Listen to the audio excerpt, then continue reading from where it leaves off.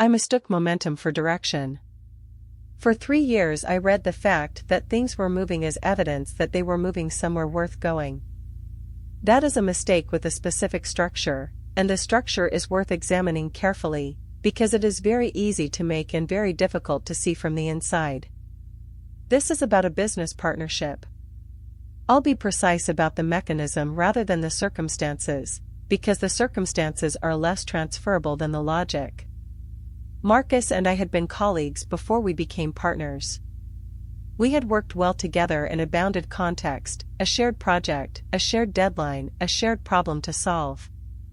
That collaboration produced results, and the results produced confidence, and confidence produced the question, should we do something bigger together? The question felt natural. We had evidence. We had already demonstrated that we could work together and produce something real. We started the partnership. The early months were generative in the specific way of new ventures. There was novelty, there was visible progress, there were things to build and problems to solve that were fresh every week. I read that generativity as signal. Things are happening. Things are being made. This is working. What I was not asking, during that period, was, working toward what, exactly? I had a general description of what we were building.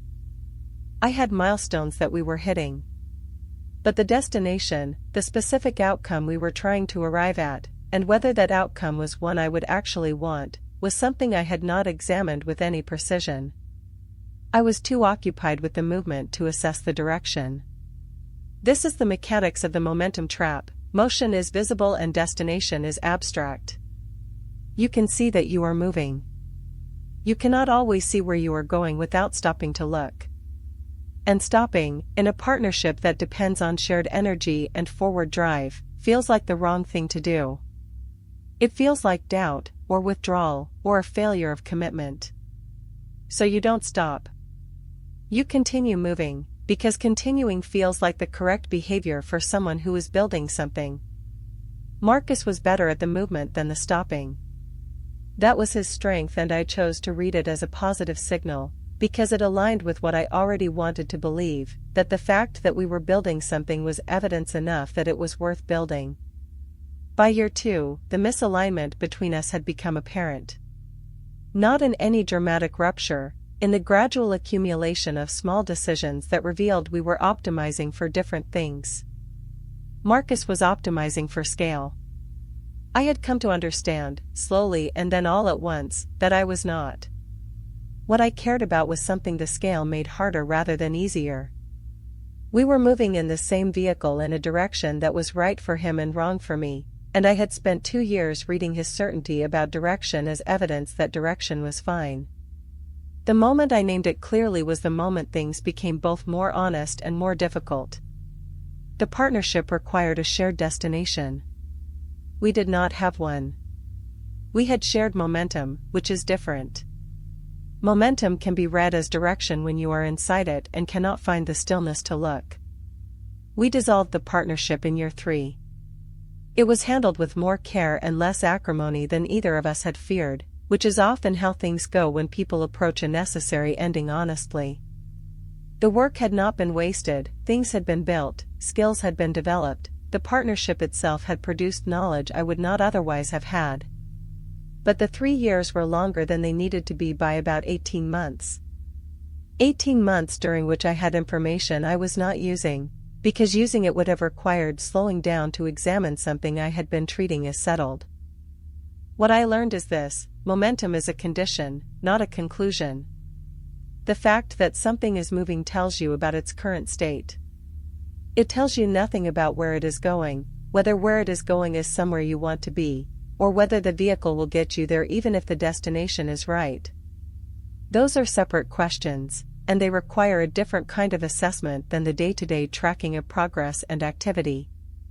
The assessment requires stopping. Or at minimum, slowing. Asking, if I arrived at the place this is heading, would I be glad to be there? Not, am I glad to be here right now, in the movement? But, what is at the end of this, and do I want to be at the end of it? Ask that question before the movement has its own inertia. Ask it at the beginning, when stopping is cheap. Ask it again in the middle, because the answer may have changed. Movement that is not periodically evaluated for direction is not progress. It is drift with activity. The activity feels good. The drift is the problem. Here is what I carry forward from this, and what I hope might be useful if you recognize any part of your own story in mine. The pattern I described does not operate because we are careless or unintelligent or unaware. It operates because it has a function, because it is doing something for us that we have not found another way to do. Staying in the wrong situation, staying silent when we should speak, not walking away when the door is right there, all of these behaviors persist because they are solving something, even if imperfectly. They are providing some version of comfort or protection or identity that we have not yet found a better way to provide. Understanding that function is the first move. Not judging the behavior, but asking honestly, what is this doing for me? What would I have to give up if I stopped?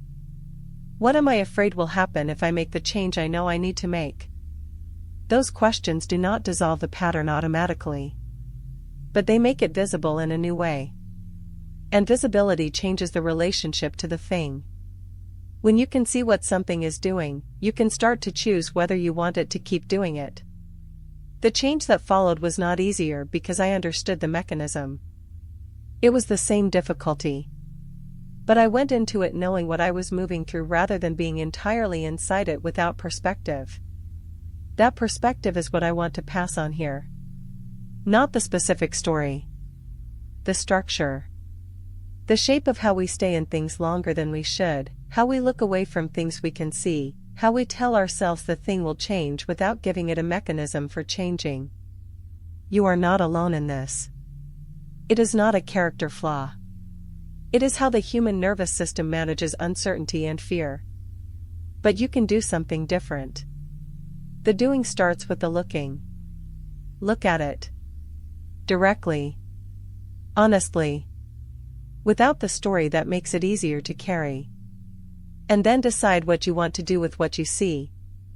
That decision, fully conscious and fully yours, is the only kind that actually changes anything. There is also something I want to say about the specific moment of turning toward rather than away, the moment when you actually do the thing you have been not doing. Because that moment has a texture that I was not prepared for, and that I think is worth naming so you know what to expect when you reach it. It does not feel like relief. Not at first. The moment of change, of finally having the conversation, or walking away, or saying the thing, or making the decision, often feels worse before it feels better. There is a period of acute discomfort in which the old equilibrium has been disturbed but the new one has not yet settled. You have stopped managing the avoidance, which means the thing you were avoiding is now fully present, no longer softened by distance. That period is real and it is temporary. I want to say both of those things with equal emphasis. It is real, do not be surprised by it, do not mistake it for evidence that you made the wrong choice. And it is temporary, it has a duration, and that duration is almost always shorter than the years of management that preceded it. The other side of that period is different. Not perfect, change does not produce perfection. But different in the specific way of someone who has stopped spending energy on maintaining something and can now spend that energy somewhere else. The ambient cost disappears. The weight that you had normalized as simply the weight of life turns out to have been specific and removable. I have felt that release more than once. Each time it is instructive about how much I had been carrying that I didn't know I was carrying. You probably know what you're carrying. You just haven't decided to put it down yet. When you decide, it will be hard first and better after. That is almost always the order of things. And the better, when it arrives, is real. What I notice now, in the life I have after the story I told here, is a kind of attentiveness I didn't have before. Not anxiety, that's different. Anxiety is looking for the thing that might go wrong. What I have is more like a quiet, ongoing check-in. Am I here because I want to be? Am I saying what I actually think? Am I moving toward what matters or managing around something I haven't named? These questions don't produce constant disruption. Most of the time the answer is, yes, I am where I want to be, saying what I think, moving in the right direction. The check-in confirms what I thought. And that confirmation is itself valuable. It builds a different relationship with my own choices. They feel more like choices and less like things happening to me. On the occasions when the answer is different, when the check-in reveals an avoidance or a suppression or a staying too long, I try to act on the information faster than I used to. Not immediately, not impulsively, but without the elaborate deferral structure. Without the "I'll address this when the conditions are better." The conditions will not be better. They will be different. Different is workable. Better is a fiction. I am the only condition that changes. And I change through the practice of looking and then acting on what I see. That's the whole thing. The looking and the acting. Over and over. For as long as it takes. Which is your whole life. But a whole life spent actually inside it is worth more than a whole life spent at the edge of it, managing the view. I know which one I want. I think you do too.